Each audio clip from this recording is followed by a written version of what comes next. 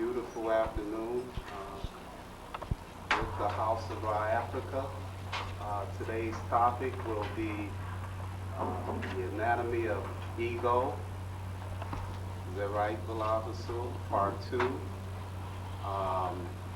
But prior to that, we have one of our Radasi sisters, Sister Dama Machi, that will come up and give us this enlightening story of hers, how she came to the path. So before we get started again, as in the tradition of the house, I need to ask for the permission of the elder to speak. Brother Theravada. Yes, please make it so. Thank you. And Edwina, I'm going to ask your permission also. Thank you so much. Again, welcome, welcome, welcome. Without any delay, because I know Dama Machi couldn't hardly wait to get up here to this podium to tell this exciting story of what brought her up to the path of Ma'at. So, Dama Machi, would you please come and let us hear your story?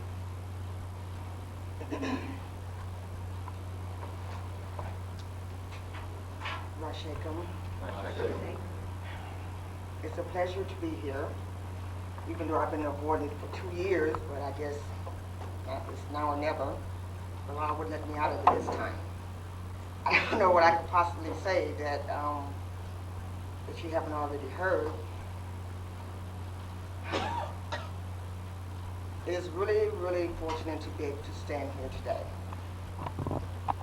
It took a long time for me to even get to this point in my life. I first heard the Guru about 3 years ago, 2.5 years ago, at the Breakfast of Champions. And it was like everything else in my life. It just happened by accident, by default. Somebody else wanted to go, so I paid, and that day I was sick, and I didn't want to go, and it was just really evil and complaining about everything, and I didn't start on time, and I was just really, really a mess. And we saw this man sitting back there in the back with this cream-colored outfit on. And June said, that must be Bhagwan.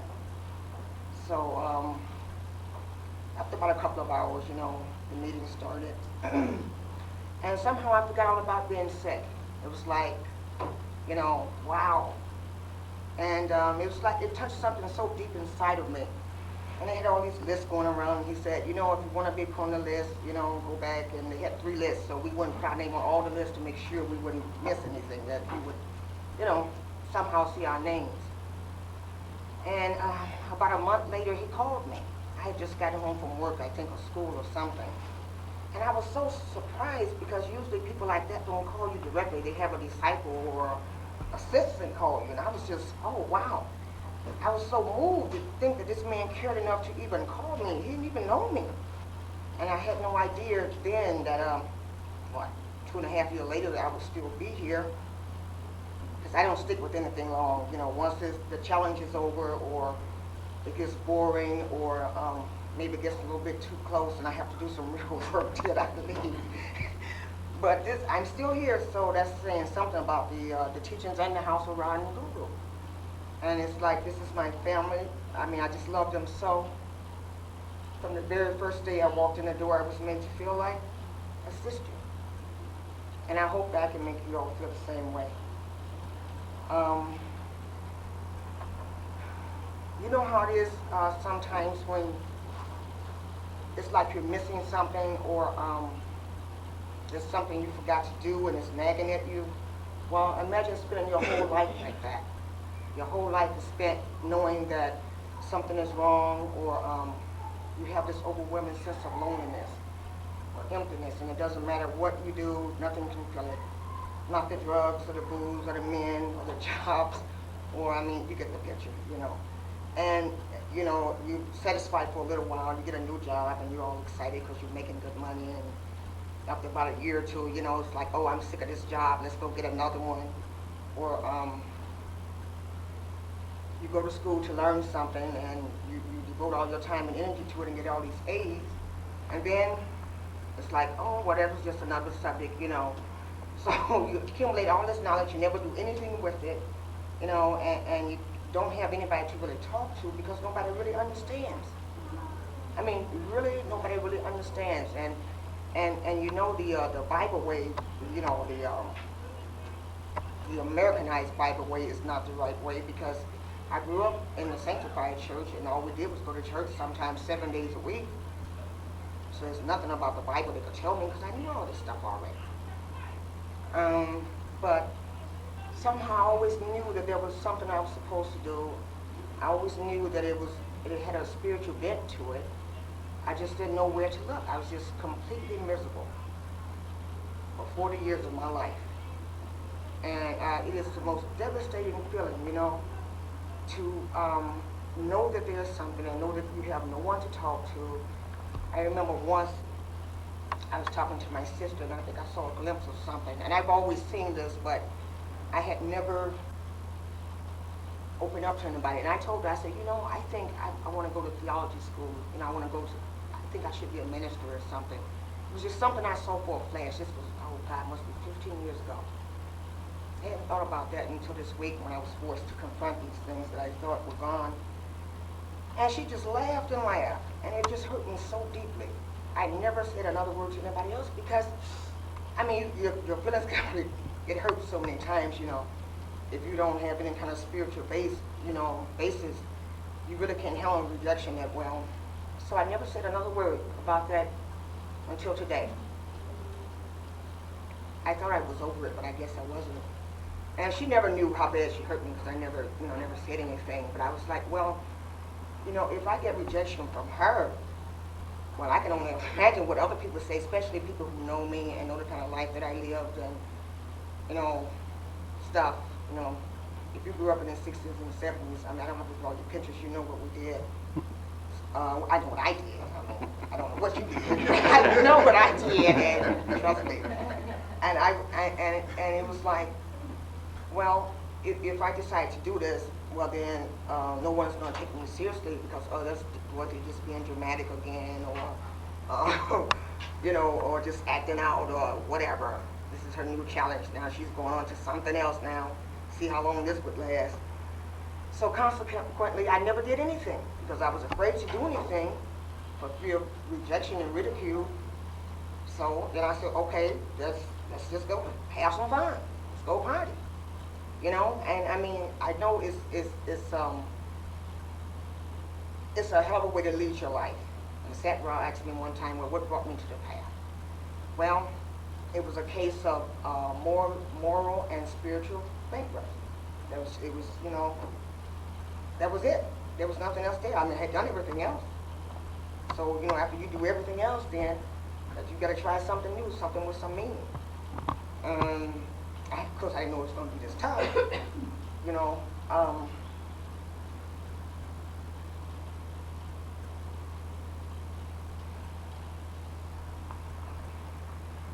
I cannot tell you what it means to me to be at the House of Rock.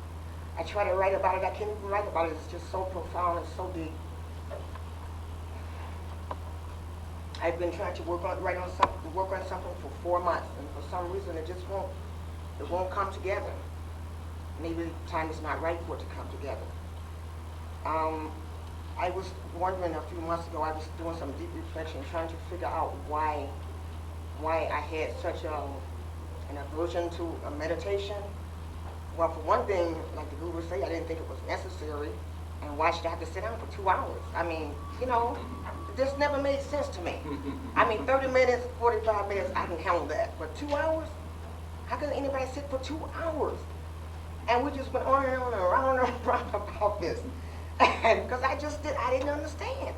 Why is it necessary? And then one day in August, we did the Bardo teachings. We did Bardo lectures, and I found out why it was necessary. Because no one told me that you went through these things when you died. I just thought you just, you know, go and God tell you, well, okay, you did such and such a thing, so you go still down until it's time for you to be reborn. I mean, nobody ever told me that you would suffer like that, or that meditation is the key to avoiding, I guess, rebirth in the lower realms and just suffering in general. You have to read it yourself to understand. But I was thinking one day in January, you know, why, trying to figure out why I had such a hard time coming to grips with this stuff called meditation. And then I thought, I said, well, you know, meditation is like exercise. Now, if you don't exercise, you're not going to die. You can be a couch potato all your life, but if you exercise, it'll help you have a better life. So meditation to me is like exercise in the fact that, I mean, if you don't exercise, you know, if you don't meditate, it's not going to keep you from dying, but it will help you die a better death. At least that's my opinion. I don't know anything. I'm just telling you what the Guru said. And on my reflections on that, this is the way I feel about it. And it doesn't mean that I have not been knocked down since I've been at the house of Ra, but you know, you just have to get back up. Every time you get knocked down, because that ego mind is really, really tough. And it's going to knock you down. The people that just came, you're going to have good times and you're going to have bad times, but you cannot give up. You just can't. You know, because it does get easier. You know, it gets easier, but it's only to the point of how much work you put in. You know, and I didn't want to do any work because I figured like, well, you know, I never read in the Bible where you have to meditate. And all the religions, nobody ever told me. I'm the only person, people I know who meditate were the Eastern people. You know, the Hindus and the Buddhists and all these other people. So about 3 weeks ago, I decided that I was going to try to do like the Buddha, you know, and sit up all night long and reflect and contemplate. Because I only got 2 hours. After 2 hours, I was ready to go to bed. But, but in that 2 hours, I decided to reflect on karma and how karma relates to the law of impermanence. And I wrote it down somewhere. I can't remember exactly, but I know it's all related some kind of way. And that piece that I've been working on for 4 months, something came to me to put in that piece. For one thing, for the past few months, every day I get up, no matter how bad it is, every day, and as soon as I open my eyes, I say, thank you, Father, Mother, for giving me the grace and another chance of being enlightened. Because every day is a new chance. And I was sitting there trying to figure out, this is about 3 o'clock in the morning, trying to figure out what I want to put in this piece. And I don't write unless it comes to my, you know, I just don't sit and put something down because to me it's not genuine. And thought came to me and said, I would like to start each day with this realization. Is this the day I die? I don't know. Is this the day that I become enlightened? I hope so. Can I spread the Dharma today? Yes, I can do so. Because today is mine tomorrow. Let's shake up.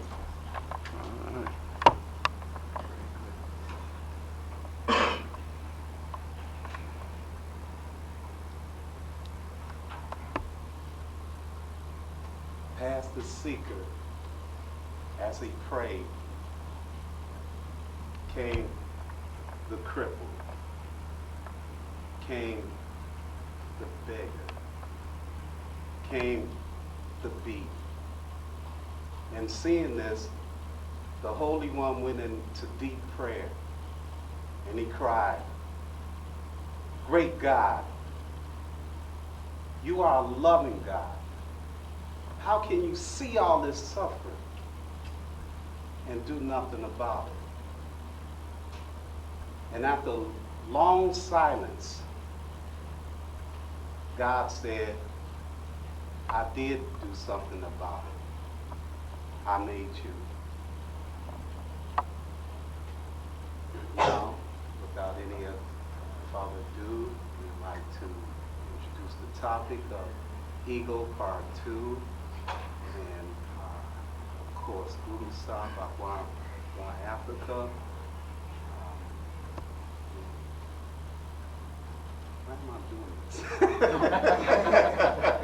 Part 2. And without further ado, Bhagwan, Afrika. Namo Vaheguru Guru Paya. Again, as usual, my apologies to you. This has been a whirlwind week, and I just can't seem to find enough time to get to all the things I need to do, but of course, I'll always have to find time to this. but I apologize for my tardiness, and I hope you will forgive me. And it serves me right that I missed Dhammamarji. Most of you have taught it's appropriate punishment. So my karma has been balanced. Your topic today is Ego Part 2. And it must have been a carryover from our discussions about ego before. And last time we talked about the metaphysical definition of ego as being the sense of separation. However, that is not normally how we understand ego. So perhaps we should start from where we are and work our way up to those higher levels of definitions and insights on ego. Normally you see by ego we simply mean an exaggerated sense of one's own importance. Actually you see what we are calling ego is really vanity.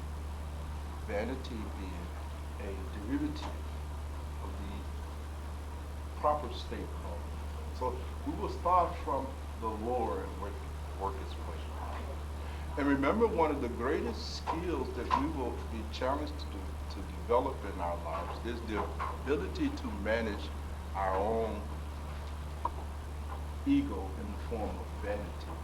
All saints say that there are 5 fundamental states of mind, negative states of mind, that when failed to be managed appropriately will result in loss of self-control and an increase in one's experience of sorrows and suffering and misery. And as most of you know, those 5 negative states are anger, lust, greed, attachment, and of course, vanity. Our topic today will focus in more on the vanity aspect of egotism.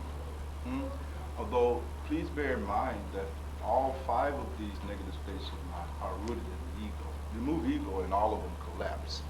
But masters used to always say that the last one of these 5 barriers to enlightenment to leave us is this vanity, this false basis for our feelings of being more important than we really are, better than what we really are in the center.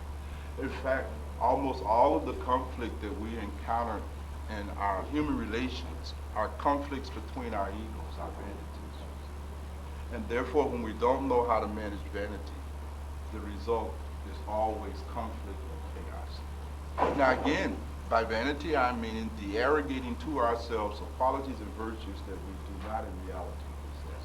And then suffering from the illusion and the self-deception that we do have these qualities and virtue. We embark upon journeys. We find ourselves involved in situations where we are doomed to fail.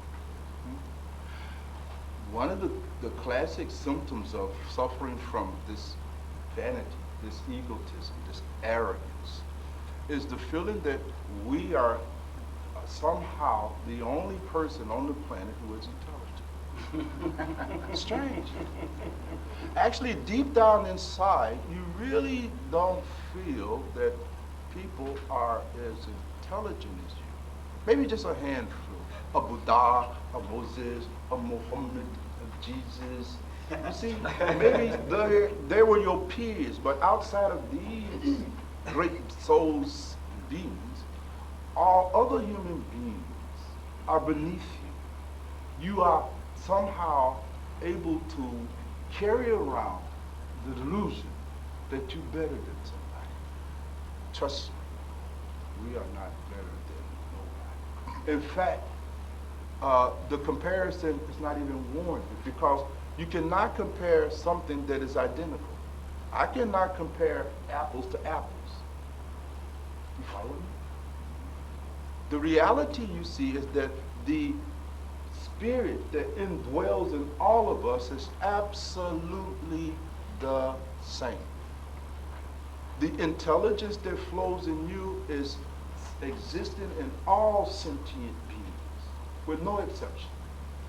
The only difference then is the degree to which that being has been able to manifest their inherent intelligence. It's never a question of whether they possess it. Please enjoy the distinction. The Spirit is shining through that being, just as it is shining through you. Not knowing that whatever intelligence, whatever good qualities, whatever talents you possess has no connection with your little vanity. They exist by virtue of the fact that the Spirit is also indwelling and shining through you. And perhaps you have been fortunate enough to not have as many obstacles, as many barriers to the throughput of the Spirit as other people. But there is never any doubt about the fact that other people also possess the same intelligence. And beginning down with this kind of wrong view, and remember that very often the consequence of a person that suffers from this exaggerated sense of who they are in terms of their being better than others, or incidentally worse, because remember, that is reverse vanity. You see, because now you claim to be the lowest and the most humble and the most blah blah and the most blah blah person on the planet, right? But this claim to be the most humble is just another ego trip, because you're still making yourself number one. I am more humble than any other being on the planet. Look at the arrogance of that. Sheer arrogance, masquerading as humility, but does not look like humility to anybody who have really encountered it. You will be able to clearly distinguish their pseudo, false humility with the authentic humility of a Jesus or a Buddha or a Mahavira or a Moses and so forth.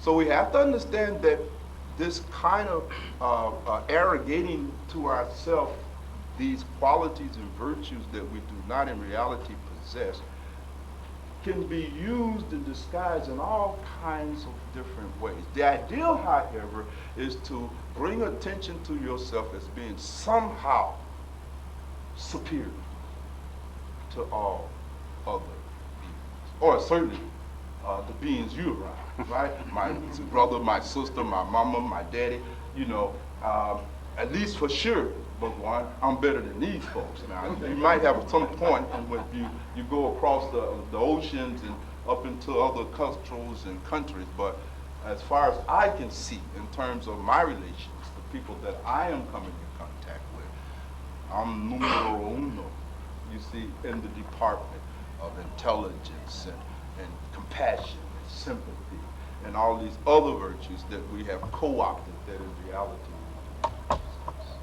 It is this kind of arrogance that must be managed long before we can deal with the problem of ego proper. We cannot begin to even make any headway in the evolution and the transcendence of ego.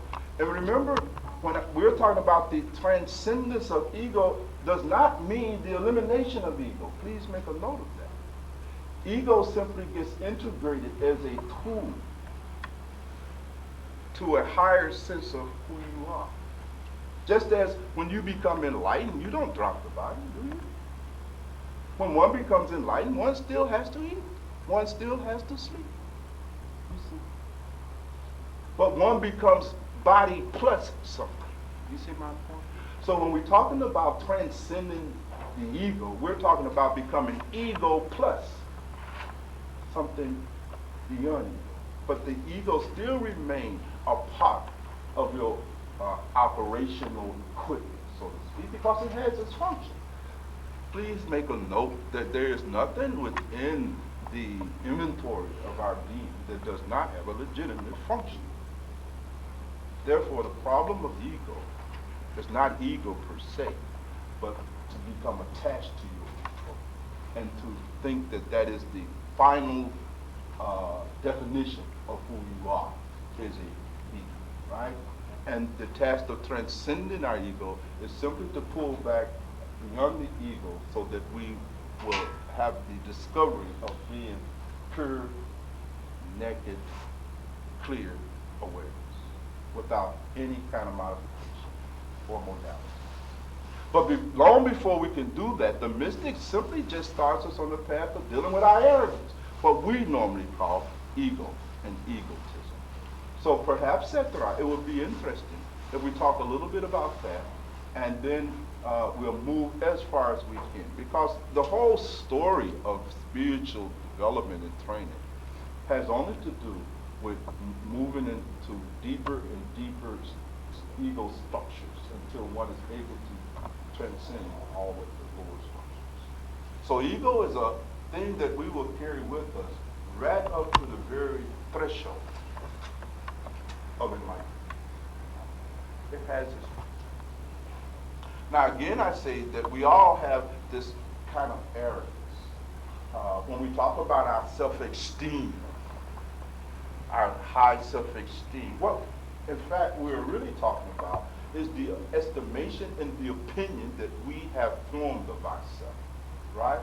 And normally the contents of our self-esteem consist of nothing but virtues and qualities that we have borrowed and stolen from books and things of that nature, but in reality we really don't possess them. I am a hard worker. Even there's a kind of spiritual mythology. You see, arrogance is not confined just to your relationship with the people in your world. Arrogance is something that we are embedded in. It carries over even unto the past. So when we encounter our spiritual arrogance, you see, it comes out looking like something that we all should be admiring, when actually it's something that is very ugly, very ugly, and a great obstacle, and a very great barrier in making spiritual progress. Now, this whole structure of arrogance depends upon our inability to see at a higher level of reality. Now, I've already said that the reality is that in all beings there is this divine thing that is the source of all wisdom, all power. You see? And it reflects itself through these vehicles that we have. It is really interesting. One of Dhamma I did catch a part of your statement where you have shared with the audience your benefits derived from doing the deep contemplation and reflection on the noble truths of suffering and impermanence, etc. And that is a very, very useful practice, because what happens is you have a gestalt shift, right? It begins to remove some of the as Maharaji used to say, the smoke from your eyes. You begin to be able to see through the fog, and you begin to get glimpses of truth, of the reality. And when one is able to develop this capacity to do deep and careful reflection, and then open one's eyes and look back into this domain of reality, then one is going to be shocked to begin to discover, as you will discover when you move to higher levels of consciousness, that the reality that lurks behind all of these personalities and bodies is that same one spirit. Now, Satra, you and I are counselors and therapists, and we're in the business, and I'm sure all of us have children, friends, and have always functioned in the capacity of a supporter, nurturer, and etc. One of the most interesting things that I have witnessed in this whole effort to alleviate the suffering and the sorrow of another human being is that first we must approach that human being with great respect, with no sense of superiority. That requires a kind of deeper insight. And in therapy, you eventually you can become a good therapist. You learn how to put yourself in a certain frame of mind where you are able to see through the imperfections, shortcomings, and faults of other human beings. And remember, it is only your inability to see through the imperfections and faults of other human beings that gives you the illusion that you are better than someone. And it is also because of the externalized nature of your attention. You can't see inside. It is easy to see the faults and shortcomings and imperfections in other human beings because that is where our attention is oriented. We can only see outside. We have no ability to do insight. We can't see within ourselves. If we could, we will see in ourselves a whole battery and plethora of imperfections, shortcomings, and faults. You see? But because we don't have that ability, and we do have the ability to see out, we are very astute in picking out all the imperfections in other people without the ability to see the imperfections in ourselves. So the natural conclusion we come to is I'm without fault. And I am therefore better than that person. I don't see no fault in myself, but I see all of the faults in you. So therefore I must, by experience, right? By proof, by empirical data, be better. But as you are able to develop a little bit more as a result of training of the mind, training of your capacity to see in a very concentrated way, to be able to focus your mental vision, to open the eye of your mind so that you can see a little closer. What you begin to see, especially in therapy, is that inside of every human being there is something absolutely divine, untouched, unspoiled. And when you focus your attention on that part of the human being, your approach toward them is almost sacred. The old counselor says that you should approach this client as if you approach a holy God, because God is in other human beings. And as long as we suffer from the ability from arrogance, we cannot see the God that is in all sentient beings. And this is so critical, because how are you going to be a bodhisattva? What will be your motivation? If you do not have the ability to really see in a penetrating way the existence of the divine in all sentient, in fact, in all non-sentient beings, in all being, period. You see, at first, one develops the ability to see the divine in other human beings, because that's closer to your experience. But as one progresses, you become able to see the divine equally manifest in nature, and that causes you to come into an entirely different relationship with nature itself. One of the Zen mystics said that when you reach this state, trees are no longer trees. Trees are living beings, worthy of your respect. They are as sacred as Mecca, you see, and should be approached as, right, with great respect and great awe. But not having that ability to see the divine in things, and especially in other human beings, causes us to come into very wrong relationships with each other. And that is why the mystics said that as long as we suffer from this arrogance, as long as we have not turned our view onto ourselves, and remember, not in the sense that you're beating up on yourself, because you too have the divine in yourself. You too have worth and value in spite of your imperfections, shortcomings, and faults. Case closed. That's not even an issue. Understand? So it's not the ideal to try to look at yourself and remove all your imperfections, shortcomings, and faults with the ideal that you will then become perfect and entitled to your arrogant position. That's a very different approach. But we look inside ourselves, you see, to also see the God that is in us.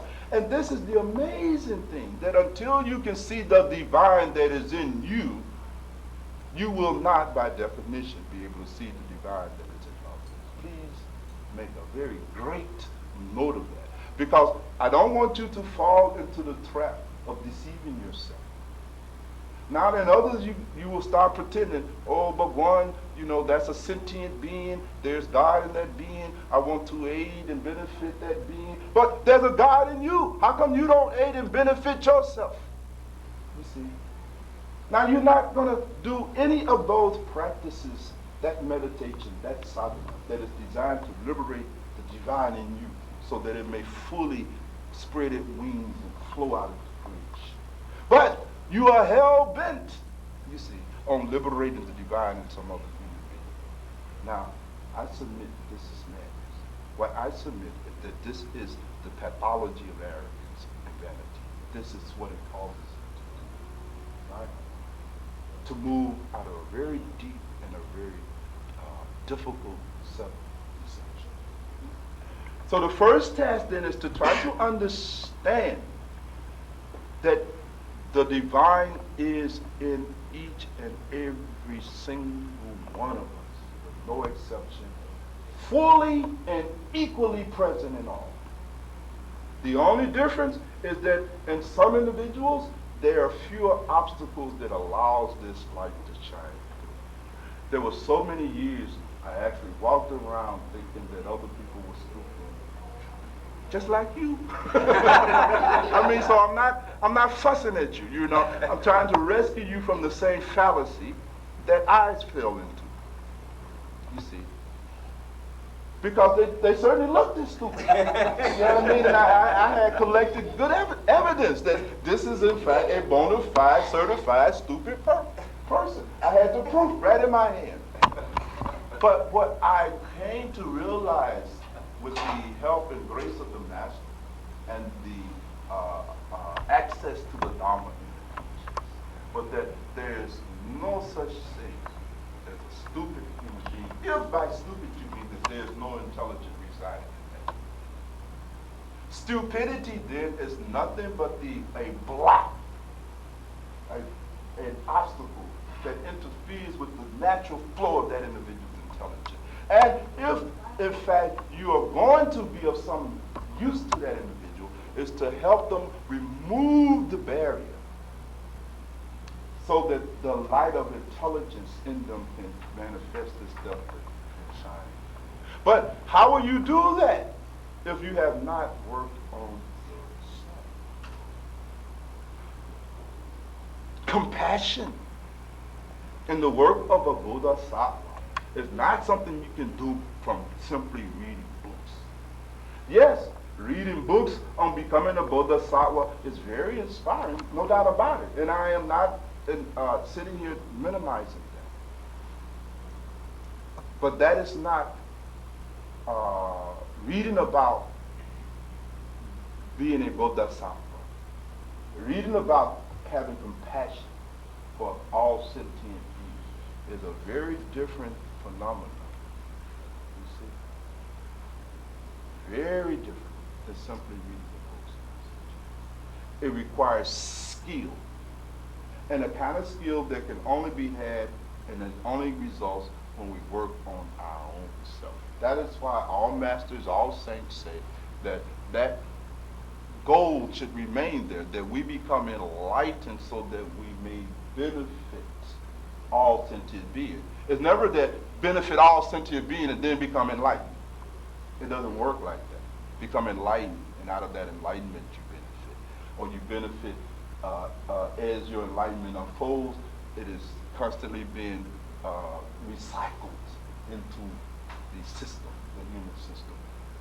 But it's not like I'm going to do my bodhisattva work and then I'm going to work on becoming enlightened. What kind of bodhisattva work would you be doing?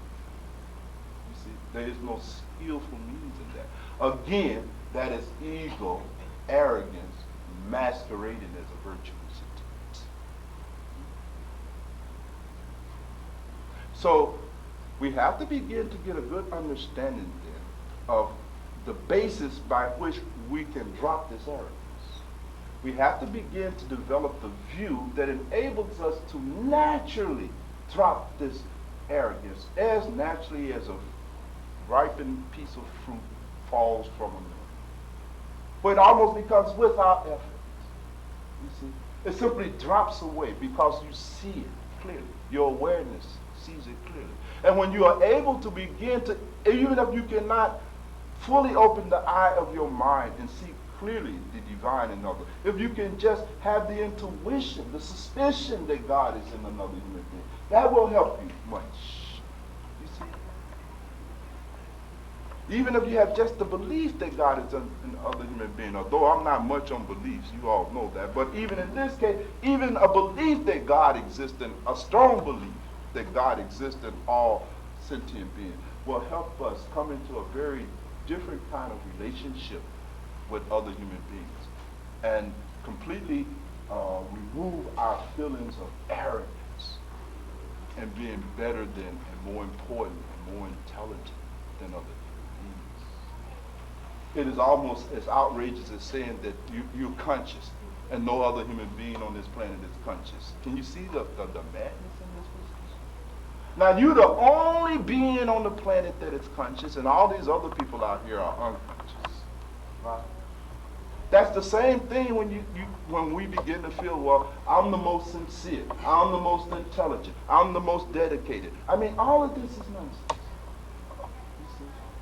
These qualities exist in all human beings. And we have to begin to develop the capacity to relate to other human beings with that understanding. Even as we said here, I understand that inside of each and every one of you is this Buddhahood. You see? Enlightenment is already the case. It is not that you're going to be doing something to become quote unquote enlightened. That's a very wrong understanding of this whole thing called enlightenment. The case is that you are already enlightened. You have to think about it a little. And your enlightenment is already the case. Theravadaji, you have already attained Buddhahood. You have in you all that a Buddha, all that a Jesus, all that a Moses had, fully manifested. The only difference is that there may be a few obstacles and barriers that is interfering with the throughput of your Buddhahood. That is all. But that's the only difference. You see? That's the only difference.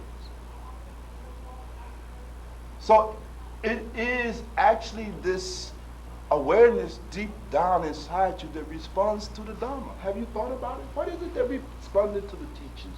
What is it that caused you to respond to the call? Each satsang we have brothers and sisters come and they tell their stories about how they came to the path and things of that nature. And actually, you see, explaining how you come to the path is like trying to also explain why you love somebody. Now, there are certain things that defy logic and reason. Dhamma Majid, you agreeing? Huh? Yes. Now, someone, Brother Akins, asks you, why you love this woman? Or probably more realistically, Sister Akins asks you, why you love this man? I want to try to keep us somewhere in the margin of reality. Right? What do you see in him? Right? They're able to look at him and see all of his faults, all of his shortcomings, all of his weaknesses, all of his improvements. They're able to just really present a hard case against him. Right? They have evidence. They got proof. You understand? And they ask you, why you love this man? And sometimes when you make attempts to answer those questions, say, well, I love him because of this, and I love him because of that, but it's really not because of those things. You see, those are the things that you're mentioning out of the love. The love is already the case. It is your love that makes, well, I like his eyes are pretty. No, his eyes are not pretty, but your love makes them beautiful, you see. And you thinking that your love is coming from him, coming from the outside, based on his qualities, based on his eyes, his personality, his sense of humor, his eloquence, etc. Right? Don't want to beat up on Brother Akins too. Because all human beings have words. But you get my point. We cannot explain why we love. We cannot really reduce it to a rational explanation. Because It is occurring from somewhere deep down inside of us, beyond the reach of logic. It defies the confinement to logic. And all you can say, well, I don't know why I love this woman. I just love this woman. Let that be enough. You see? I just love. That's all I can say. Right? In the same way, you see, we respond to the teachings out of that same deep sea. Oh, what I heard this person talking about it, and that just went in like, got to me. So it will be called, this person spoke the Dharma that calls me. No. If a bird had a whistle Dharma, it would have impacted you. You see? There was something in you, deep inside of you, that is responding. And what is it? It is that thing inside of you that is capable of discerning wisdom. Fully developed, shining through all of the layers and covers and quagmire covering it, and still able to pick up the experience of the encounter with it.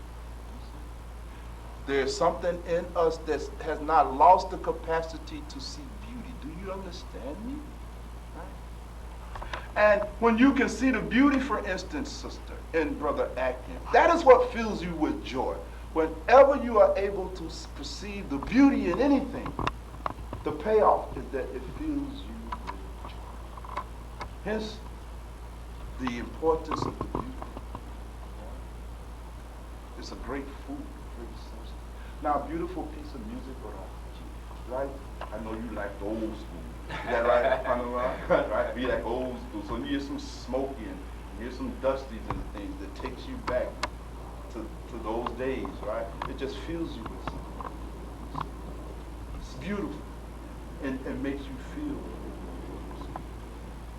So I want us to try to understand that this divine spirit, this thing that we call God, exists in all of us equally.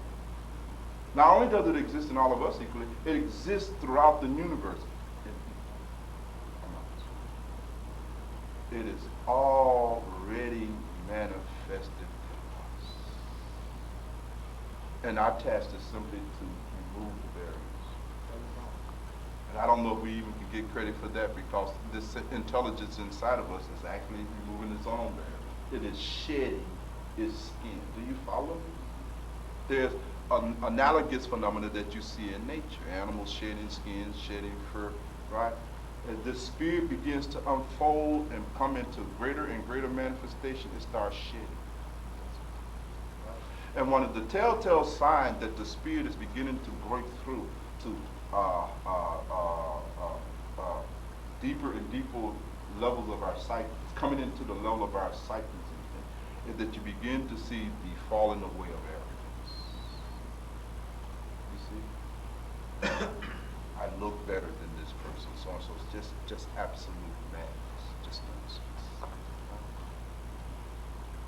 And so we have to then, begin to work with this kind of lowest kind of egotism, right? That is manifest in the form of our arrogance. Therefore, the Master says that we have to cultivate its opposite quality, which is humility. The antidote then for dealing with our arrogance and our vanity and our egotism is the cultivation of its opposite, which is authentic humility. So we will have to say a little something about humility, you see, because this is the science of transformation. Like in all sciences, if you want this, then do that. Remember, I talked about the fact that you must have some kind of injunction, some kind of exemplar, some kind of experimental thing. That if you do this, you will apprehend that. And then you may verify it amongst the community of fellow scientists. The masters, with no exception across all time and space and cultures, have suggested a very powerful practice to offset the arrogance, and that is the cultivation of humility. But by cultivating humility, I do not mean walking around beating up on yourself. Oh, I'm no good. I don't do my meditation. I don't do this. That's not humility. That's pathological. That's masochistic. You understand? You enjoy being a victim. You get a rush out of that. You see what I'm saying? There is no place on the path for guilt. Guilt doesn't belong on this path. This is science. If you are feeling guilty, you are probably experiencing some underground egotism at work. Feelings of guilt are just as egotistically based as feelings of arrogance, because you remain the focus. You follow my point? So the cultivation then of humility is not simply walking around beating up on yourself. Then what is it? The masters say at its lowest level, the cultivation of humility begins by first becoming very, very aware of your imperfections, shortcomings, and faults. Don't invent them. You don't have to invent them. There's some people that are inventing stuff, right? Because they want to win the contest as being the most useless, worthless person on the planet. You got them, they're competing all over. You see them everywhere. Nobody is more worthless, nobody is more useless and pitiful than me. Sheer arrogance, masquerading as humility. I am worse off than anybody. Nobody is suffering as much as me.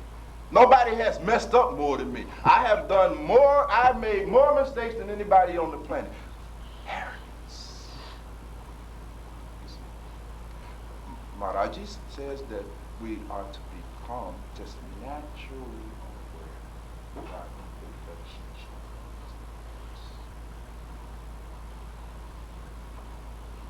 With the understanding that my worth and value as a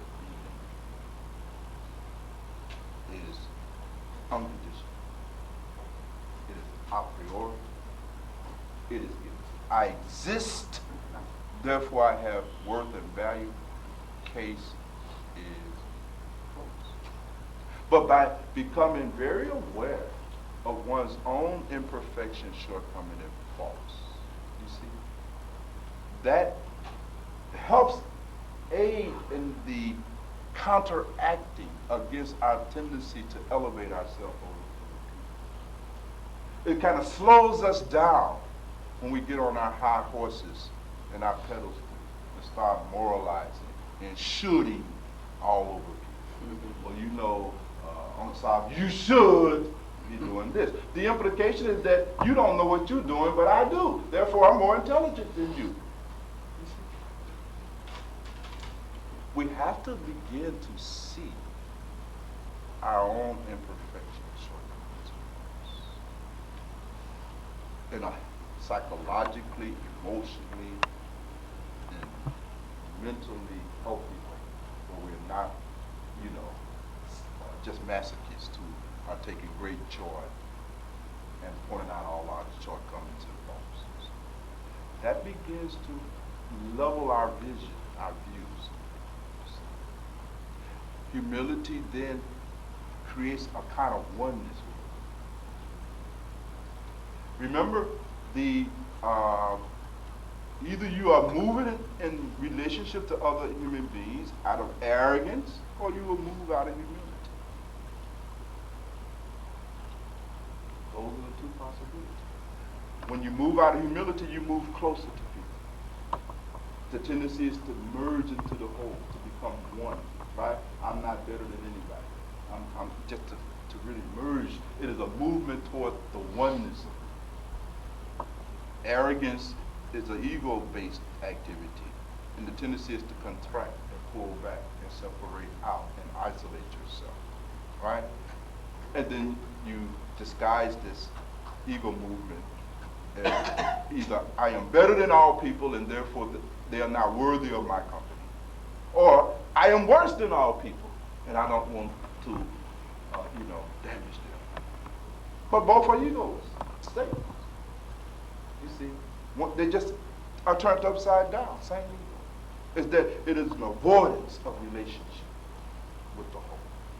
Humility begins to break down the barriers that creates this feeling of separation from others, where we are able to not only see our own humanity, but as a result of that, we are able to see the humanity in other people. And when we don't walk in those shoes, and when we have a clear view of all of the stuff that we have done, all of the imperfection in us, now it becomes very difficult to become judgmental and critical. The whole tendency is to become Dhammaji, more compassionate.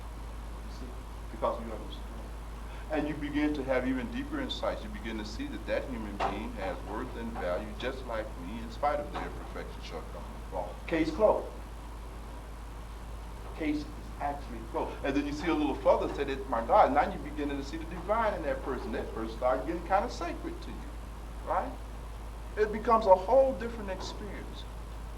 And as we cultivate this humility, it creates the context, you see, where we are better able to apply ourselves to our spiritual practices. And it is our spiritual practices that will elevate us into these higher and higher levels of consciousness and view until we are ultimately able to see who we really are. To see that this Buddhahood, this Jesushood, this Moseshood, this Mohammedhood, this Kabirhood is already the case. It is a very, very difficult thing to put into words. So now, we have some time left and we never get a chance to have as much interactive discussion as I like to have. And so, you're most welcome to comment on anything that has been said. Yes? Bhagwan, you just said that when you remain in the world, you're operating out of two streams. Either you are using arrogance or you are using humility. And my question is, when you're on the spiritual path, you know, I oftentimes feel very different from people I work with, maybe people in my building, even family members. It's sometimes hard not to feel a little different. I guess what you're helping me to see is that feeling different might be some arrogance. But my question is about the humility. For someone who is acting out of humility, won't that sometimes be misread as being, I don't know, when I think about people who are humble, and you have given us the side of humility as not being the wimpy kind of person, but doesn't the world sort of misread people who present themselves with humility? Isn't that why people kind of don't like to act out of that mode, because they get misread, they get stepped on, they get abused, and maybe I'm still not quite understanding what humility means. You see, we have as a culture a very wrong definition of humility. Just as, for instance, we have a very wrong definition of forgiveness. Just as in the case with forgiveness, we don't usually see forgiveness as an act that we do in our own behalf. You forgive other people. I mean, you expunge them. You know what I mean? And etc. We see, and that makes it very difficult for us to behave in a very forgiving way, because we think that by forgiving a person, that we are legitimatizing or condoning their behavior that has caused us a grievance. You see. Whereas, in fact, when we forgive another human being, it is an act that we do in our own behalf to give us some relief from the resentment, you see, and the agony that accompanies that resentment that we carry around in ourselves. So again, the same kind of cultural, colloquial distortion of the meaning of humility permeates our culture. And in our culture, humility has been equated with docility and naivete and so forth and so on. But humility is a very different thing. Actually, those people who are humble are the strongest people on the planet. You see? But the world doesn't see No, of course not. You see? Of course not. But the world is one thing, right? And the path is another. You mentioned the fact that you are working with people who are different. Yes, there are differences. Make no mistake about it. But difference does not mean inequality. You see my point? And those differences is only on the peripheral of our being. Now, our bodies are different weights, different shape, but all of them have 208 bones or whatever it is. Ray is the chemist, and this is the science of it, so they can tell us all of that, you see. It is still made up of atoms and molecules and all of these other things, right? Rearranged in a very unique way, much like snowflakes. You see? So yes, there are differences, yes, bound to be. But we mustn't confuse seeing differences as seeing meaning that we are either superior or inferior. In fact, no comparison can be made in those respects. As I said before, how do you compare apples to apples? You see, how do you compare consciousness to consciousness, spirit to spirit, life to life, A to A? There's no way. You can only experience differences and make contrast between these differences when we don't have the view of the oneness of things. As long as we cannot see at the level of the oneness of things, then we have no other choice then but to see at the level of duality and differences. And seeing at that level is very problematic, because the thing is this, that just as in psychology, we understand the concept of pre-operational cognitive abilities, meaning simply that there are stages in the cognitive development of human beings where the capacity to reflect on their perceptions has not emerged. Like your daughter, for instance, all of her perceptions that she sees them as being an accurate representation of reality. She is not able to pull back from her perceptions, right, and reflect on them. If we show her two glasses, one tall, one short, with the same, and then we take the water out of the short glass and pour it into the tall glass, and then ask her, does the glass have more water? She will tell you yes. Because she is not able to pull back and abstractly see that the water is of the same quantity.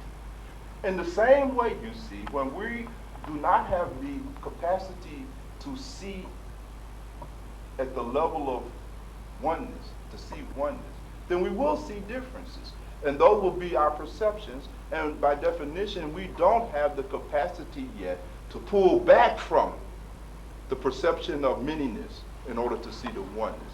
It is sort of like, Pam, an optical delusion occurring in consciousness. You see my point? And the whole ideal, you see, is through the practice of meditation, right? We are able to accelerate the evolution, you see, of consciousness. And as that consciousness evolves, it begins to manifest new and greater and more comprehensive skills. Just as you are able to experience more of the reality that is available to you now than you could when you were a child, because you have moved to those cognitive, well, is that right? First, don't let me get carried away here. We must verify every step I take here, right? But the point is, that all of us hopefully have been able to experience firsthand how our whole capacity to experience more of the reality that surrounds us has increased with the increase in the developmental stages of our various modes, you see? In the same way as we evolve spiritually, it opened up a wider vista. We're able to see more, and see more accurately and more clearly the reality. And that seeing reality at a higher level impacts on our whole sense of identity. It shapes our whole morality and all of these other things. they all experience a similar shift. So, yes, there is a great misperception about humility, but that is the misperception of people who are spiritually pre-operational and do not have the spiritual capacity to reflect on the apparent reality of things that they're seeing. They can't pull back inside. I hope that helps you a little bit. Yes, brother? But with that explanation, come into line with the comparison between humility on the ego, as far as the ego is concerned, and humility based on neglect, just outright neglect. I'm not sure if I'm getting this question. Go ahead.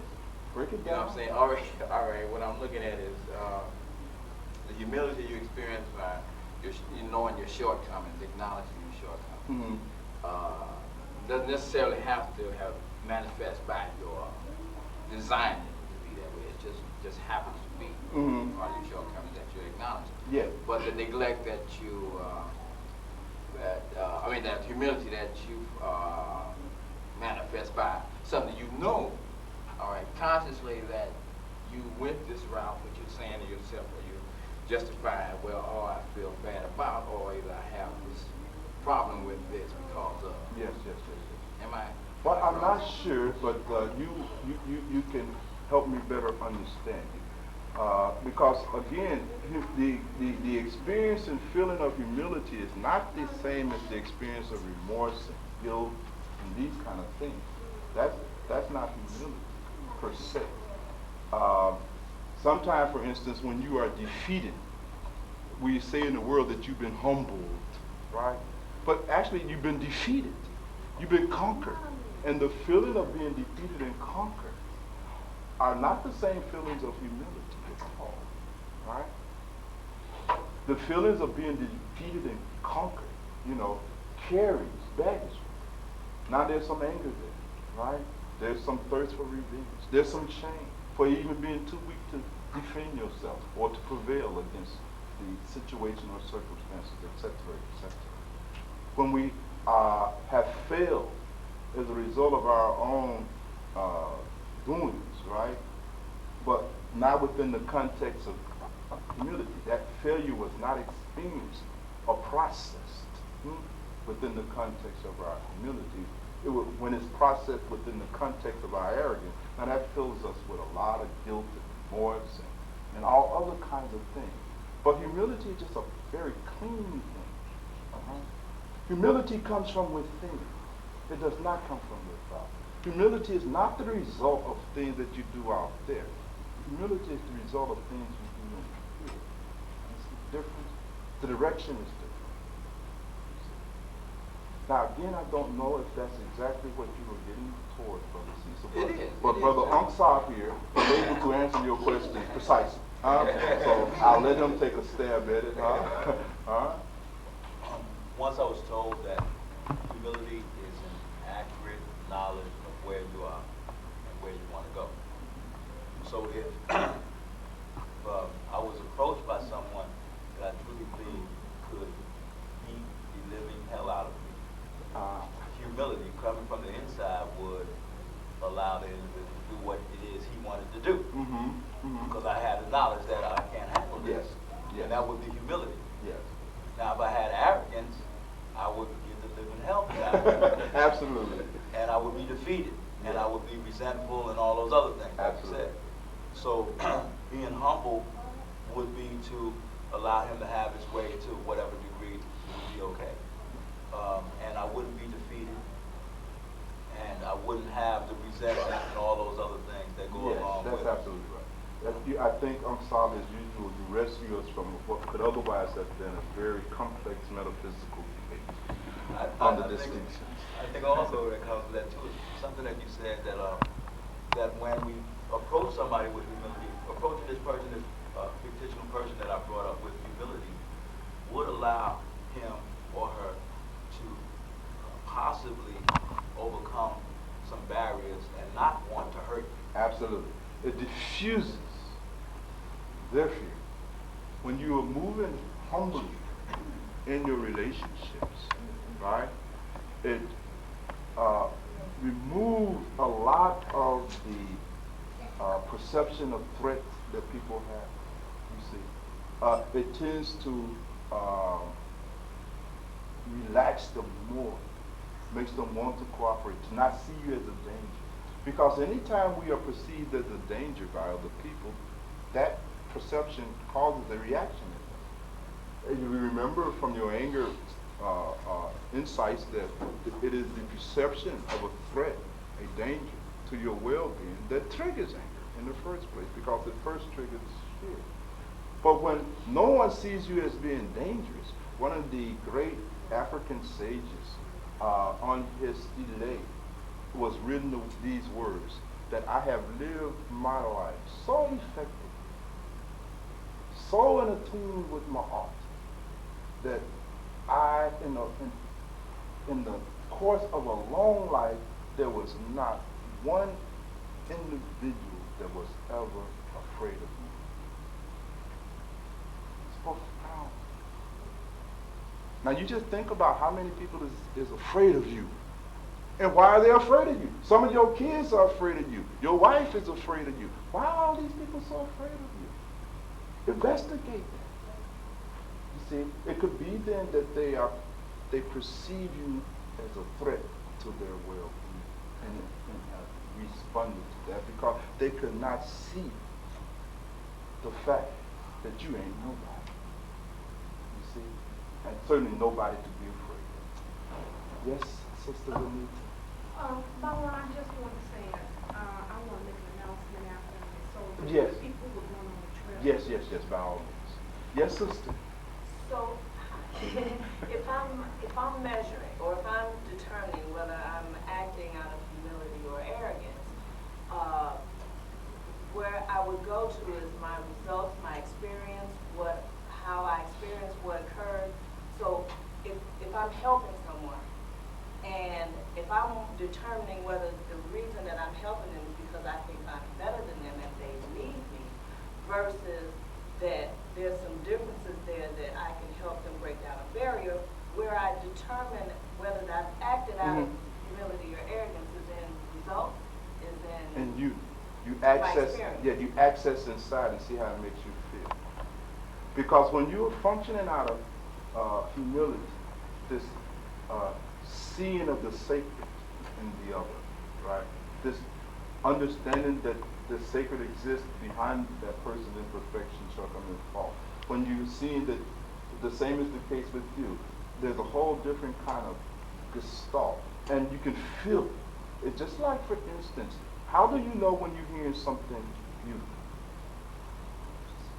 Like, you don't look outside. There's no empirical with things, right? The place to validate whether the song sound good or not is in you.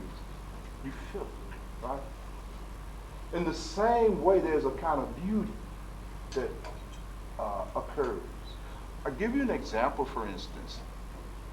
When one has perfected this capacity to function out of humility, one becomes Dhammamaji, a Bodhisattva. Now, we have to understand that in Christian mysticism, that Jesus has presented a model of bodhisattvahood that is simply unparalleled. Just simply unparalleled. And what is so unique about His Holiness Jesus the Christ was that He was able to transmit the experience of being loved to other human beings. In fact, and do it in such a powerful way that when that experience of them being loved and having worth and value, in spite of their ignorance and in spite of their checkered and flawed background, was transformative and turned fishermen into saints. In the same way, when one approaches another human being out of your humility, you are now able to transmit into the relationship the experience of worth to that other, because you're not judging, right? And you feel it inside of yourself. You see? You feel it inside of yourself. How, for instance, sister, do you experience another person's love? Maybe we should start with the little things first. Huh? Now, how do you know? Huh? Too big? Is there anything small? I don't know. I can't go lower than that. But how do you, when a person loves you, how do you know? You just know. You just know it. Yes, of course, I agree. You just know. But you know it by, in what sense?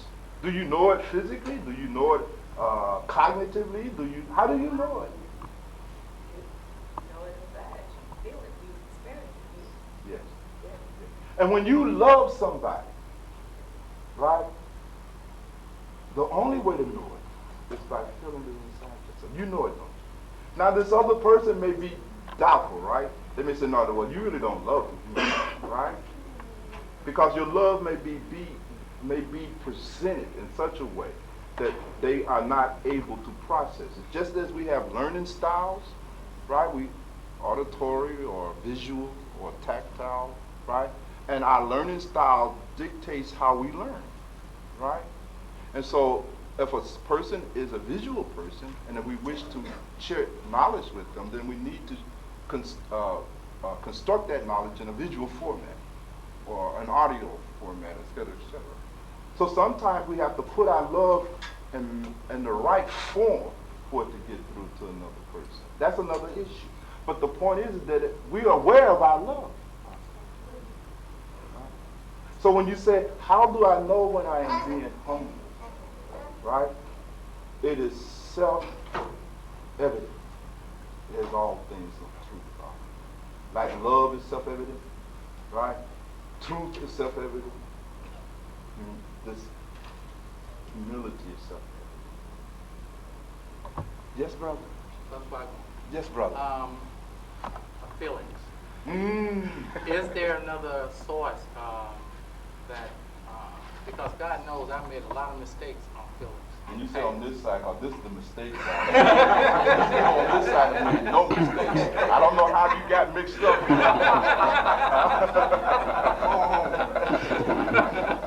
But in any case, Is there any other source that that you can put with feelings to know on the inside that this is the right thing to do? Are you asking me that how do you use feelings to determine whether what you're doing is right or wrong? Right. Is that what you're asking? Maharaji used to always say, all saints say that you can kind of use a kind of rule of thumb. And it's just a kind of rule of thumb until one will reach a level where one will know these things, right, without having to resort to rule of thumbs. But until then, a rule of thumb is this, that if the thing that you are doing is making you more loving, filling you with more compassion, you see, creating a greater sense of oneness, right, that is removing sorrow and suffering on a personal level, you see, then that is you're moving in the right direction. If the reverse is occurring, if it is making you more hard-hearted, more cruel, more cynical, etc., if it's causing other people more pain, more suffering, right, then you're probably moving in a counterproductive direction. You see? The way the saints have put it, they said that either you are moving in the direction of love or you're moving in the direction of fear. The difference and how you know those differences is that when you're moving in the direction of love and truth, you have certain experience. It's just like as I said already, whenever we have the experience of the beautiful, it fills us with a bliss, doesn't it? When one has the experience of the truth, it also fills you with a certain bliss. In the East, therefore, we say that this experience is threefold. Sat, Chit, Ananda, right? It is true, of course, right? And et cetera, but Ananda means it is also blissful. It's interesting. We don't normally think that truth produces an emotional response in our being. Is that right? But that might be because you've not heard deep truth, right? Must have been some book somewhere that you read, or some poetry that you read, or something, But that truth hit you. And it just, Damamaji, I know that this has happened to you on many occasions, huh? Right? Where the truth hits, right? And it produced tears. You understand? Truth impacts on you just like good music, good drama, good literature. Nay, in fact, it impacts deeper because when the masters and the mystics are able to transmit wisdom to us, and we are able to receive that wisdom, it is so powerful, it completely transforms us.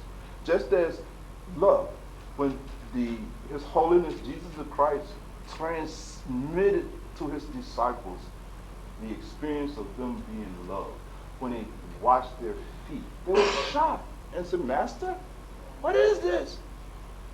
I'm nobody, I'm nothing, I'm ignorant, I'm a fisherman, you know, I'm a this, I'm a that. How is this possible? I'm not worthy of this. You understand?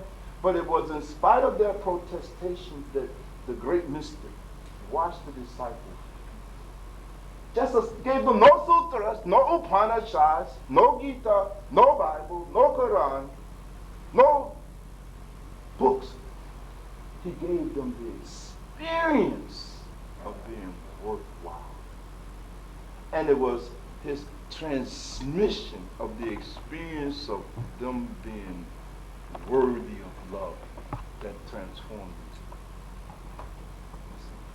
Now, other great mystics, like a Buddha or Lord Krishna, right, use other things, but they all are on that same plateau, love, truth.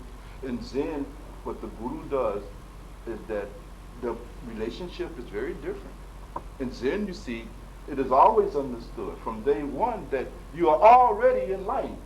The approach is not like do this or do that and you become enlightened at all. In some forms of Tibetan Buddhism and the practices that they call Drashin, there is no meditation. Sadraj, you might want to pay attention to this. Just be a little more patient. This might be some good stuff, right? And Drashin, there is no meditation. You do no meditation. There is none of the Simran and the Bhajan and the concentrating of the mind. None of that is done. Because from the perspective of Drashin, you are already God. You are already the case. There is nothing to do. How can you do something to be that which you really are? Your enlightenment is already the case. Your awareness, just as it is one of enlightenment.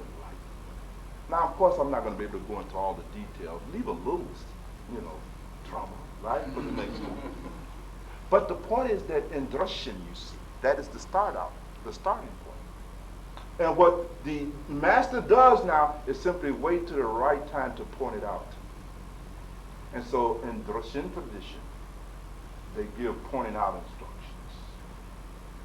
Pointing out instruction means they tell you to look at your own, look at your awareness. Now, look at that and see that you are already a Buddha. The problem is not that you need to do anything to become a Buddha. The problem is you simply need to recognize that you are already enlightened. And that is the thing that distinguishes the Buddha from a Bhagwan or a Angsa or a Rataji. Is that the Buddha recognized that he is already enlightened. There is no need.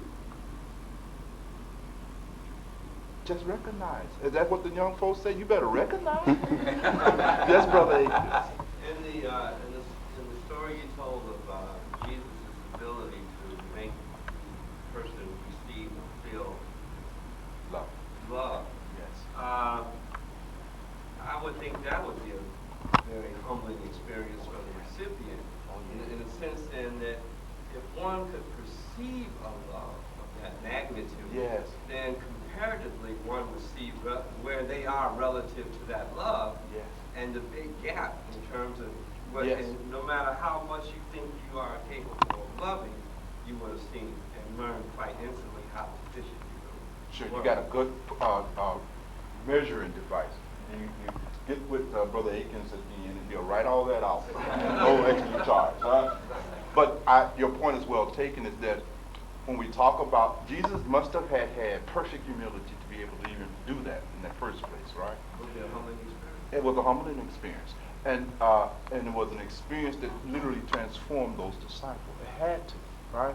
It had to transform them. You see, that cuts straight through. Because what is one of the greatest needs that we have as human beings? Setting aside our spirituality and things of that nature, but just psychologically and emotionally. What our needs is to have the experience of being worthwhile.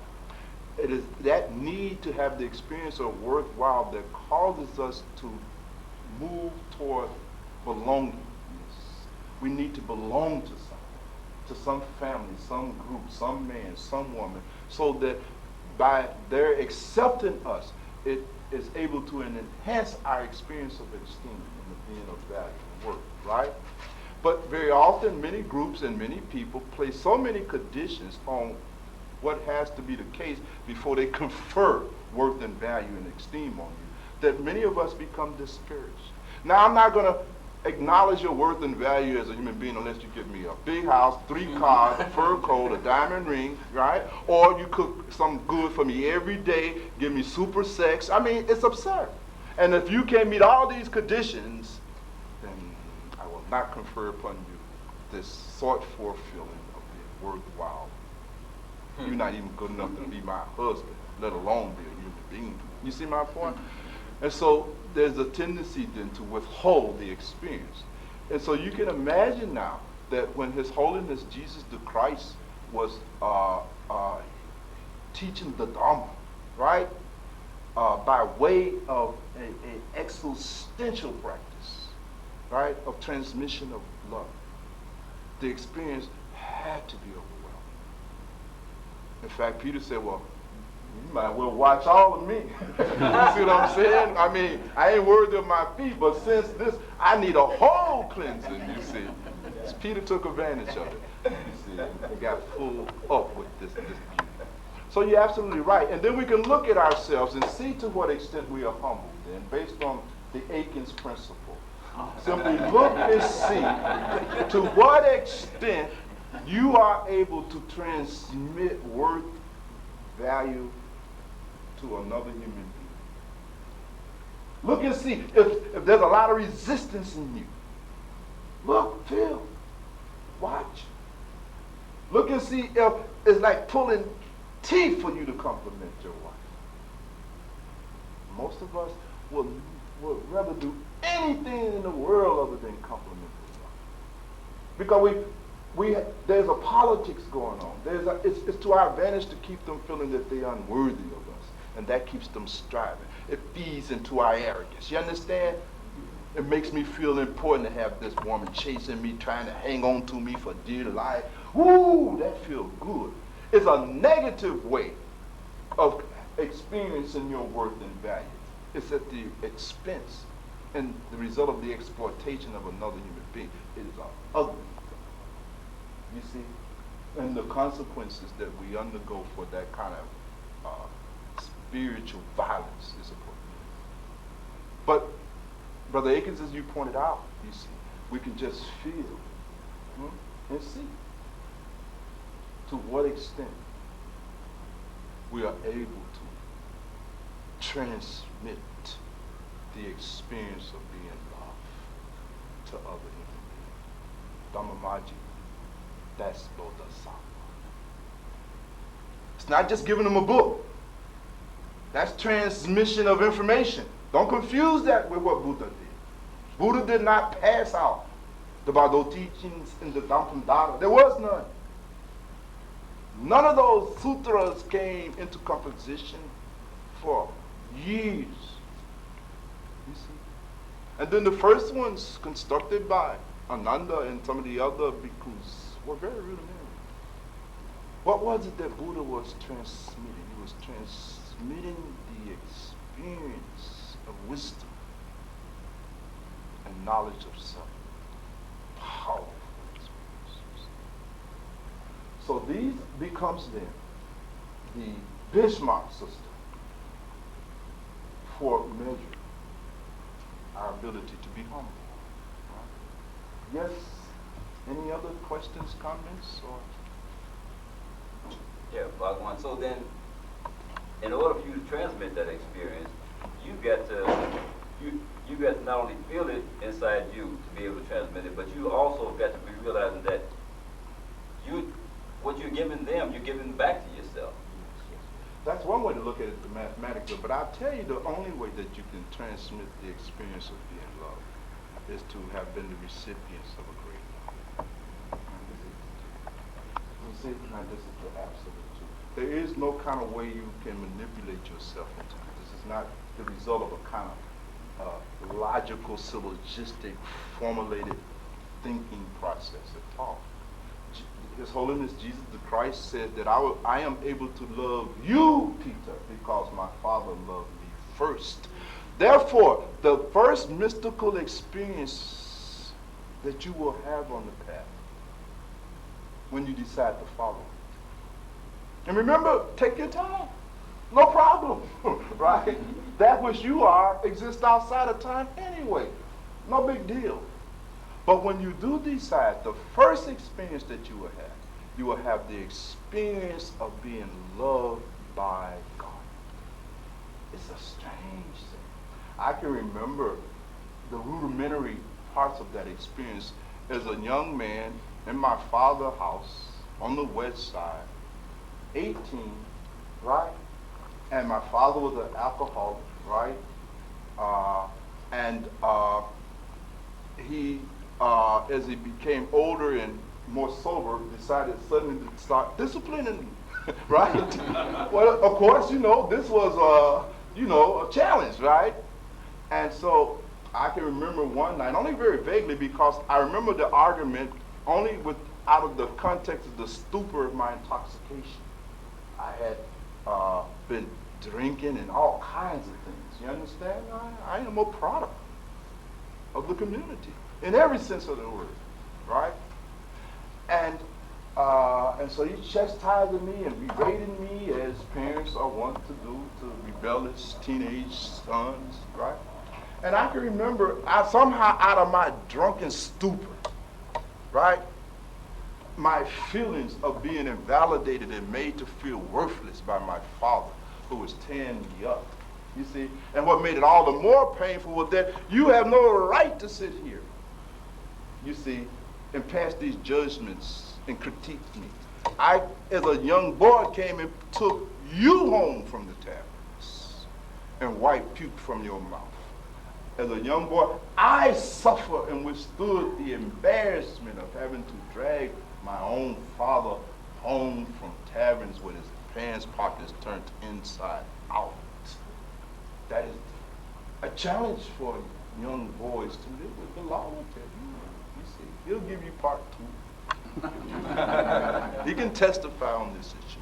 And to now have this kind of quid pro quo violated, and just for this one incident was too much for him, you see.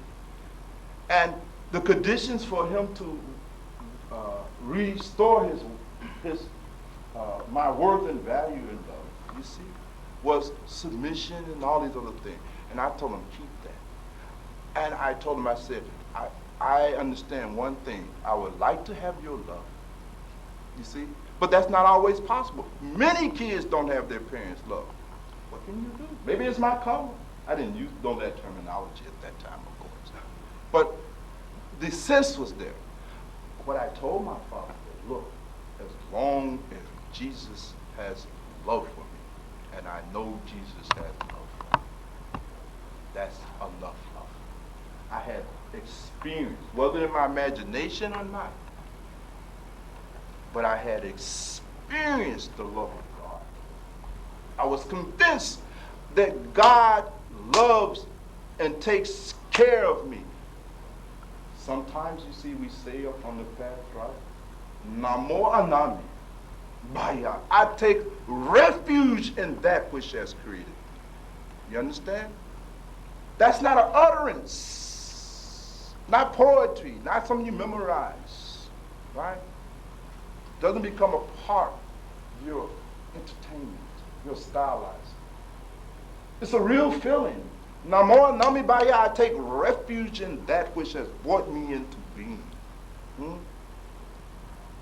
And by its tender loving kindness, like the kindness of a mother, may I overcome my sorrows and suffering. Take refuge in that. And that refuge will get me through, right? So you must then, in some way, shape, form, or fashion, first have the experience of being loved. And then that experience of you having been loved gives you the skill and the ability and the motivations to transmit the experience of love to other people. You see how this works for us? So, if you look at your life now, you don't even feel grateful. You are bitching and moaning all the time. What is up with that? Not only can you not having the experience of universe taking care of you, you can't even have the experience of gratitude. That's the minimum experience that you must have. You must have feelings at least of gratitude. Yes? If you really feel the gratitude, then doesn't that allow you to experience how much you're loved? Yes. Gratitude, the feeling of gratitude is a feeling that goes along with the recognition that you have been loved. That something has been done for you, that has been good for you, beneficial for you, that has been in your interest. You see, whether it was painful or not is another issue, but it was something that has resulted in a better state of your own will, and you feel grateful. Now, Brother Theravadaji, if you go and you give Sandra, $2,000 or $3,000, it's just an example, so don't get nervous. I'm just using this as an example. I know these kind of things, right? Yeah, right, exactly. Out of hand here, right? All right? And you give that to her, right? And you give it to her at a time when she's just at the end of her financial road, right? And that giving of that to her will usually generate in a normal person a feeling of gratitude, right? It won't say, well, damn, about time you gave me some $2,000. But you see what I'm saying? When people give us stuff, that's how we react. Well, you see what I mean? You're supposed to do this here, right? We don't have the experience of gratitude even in our relationship with our wives and husbands. I can see the difficulty in having the experience of gratitude coming from a non-physical, metaphysical, unembodied place called God. I can understand that, because that's a non-embodied experience, right? But your mate, your brothers, your sister, think about it. People have done so much for you. You are here because somebody has loved you. Do you think, Brother Cecil, you on this planet because of your own resourcefulness? Do you think you got where you are at now? Just being able to sit here and breathe and talk and have a nice conversation this evening on your own? Of course not. In you, there are thousands of years of love that has made you up. You are made up of as much as of love as you are of genetic material, right? You are made of love. I don't know if you understand this. Love has made you and brought you into being. And it is people's love for you that is sustaining you. But we feel absolutely no gratitude for it. You don't think about your big mamas, your grandmother. You don't think about the old folks, them ancestors who perished in the Ma'afa for your sake. That's for the Sahawas. See my point? So we have to at least become evolved enough to have the experience of gratitude. And when you know what it feels like to be aided and rescued, then that triggers in you the desire to pass it on. You follow my point, Bharataji? So it's in that context then that I mean that until and unless we have a mystical experience of being loved, we will not be motivated and triggered into transmitting love. And that is the advantage of the company of gurus, is that they transmit to us the experience of being loved. They do nothing else. Everything else is smoke and mirrors. You see what I'm saying? Just smoke and mirrors. It is the transmission of the experience of being loved that transforms us. And that is the magic. Well, I can see you are tired and bored with this conversation, so I think we might have had enough for the day. If there's no other questions or comments, I'd like to wish all of the mothers in the house a very happy and loving Mother Day to you. You are certainly well deserving of that. And all of my mother beings who are in these male bodies, the same is the case with you. I wish you a happy belated Mother Day as well, from your previous birth. So at least I'm acknowledging it now. Russia.